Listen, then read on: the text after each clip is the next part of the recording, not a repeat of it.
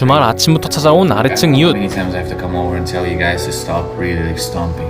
It was 9 a.m. on a Sunday morning. 알고 보니 층간소음 때문에 화가 나서 올라온 곳이었죠. We were just getting ready for church. We're not like... I understand everybody else is getting ready for other things too, but they're not like jumping. 그러곤 뛰어다니지 말라며 신신당부를 하는데요. Whatever you're doing, stop, please. It's really annoying. 하지만 너무 억울했던 여성은 이에 대해 맞받아치기 시작합니다. Well, I think that it's just like about apartment living. That's how it is in apartment living. Maybe you should move to the fourth floor. Tell me what to do, huh? 그렇게 아침부터 기분을 잡쳐버린 이들.